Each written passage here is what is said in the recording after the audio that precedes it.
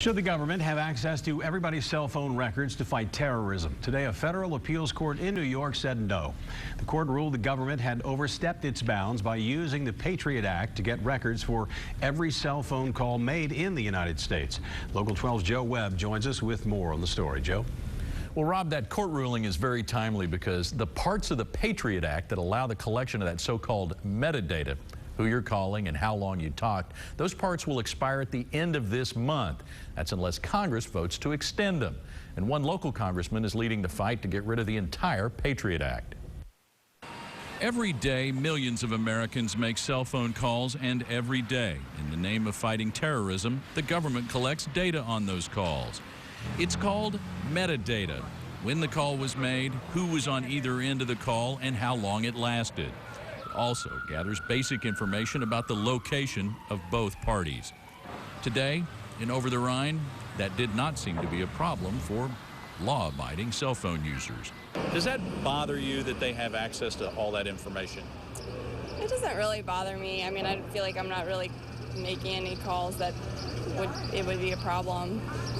So, no. For me, personally, it doesn't really bother me just because, like you said, I don't really have anything to hide, and I pretty much my transactions in terms of text messages and calling are my family, and I just to tell them that I love them and that I miss them. But a federal appeals court in New York ruled that data collection is illegal, not authorized by the Patriot Act. Kentucky Congressman Thomas Massie talked about the Patriot Act during a visit to Holy Cross High School today. What the court ruled is what I've been saying for a while, which is they're overstepping their bounds. It's absolutely accurate to call this spying on innocent Americans. Massie's leading the fight in Congress to not only not renew those sections of the Patriot Act, but to repeal the whole thing. There's a perception that this data is only used to find terrorists or to track down terrorists or to stop terrorist events. The reality is we now know that they're searching in these databases to look for other infractions. Now, Congressman Massie claims agencies like the IRS, DEA, and FBI can use the data and gather information that normally requires a search warrant.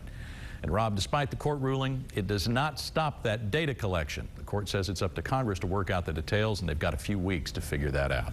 Joe, were you surprised by what you found on the street today from the people you interviewed? They didn't seem to care. Well, frankly, I was, and when I told Congressman Massie that, he said that he wasn't really surprised because he thinks that most people don't know about this.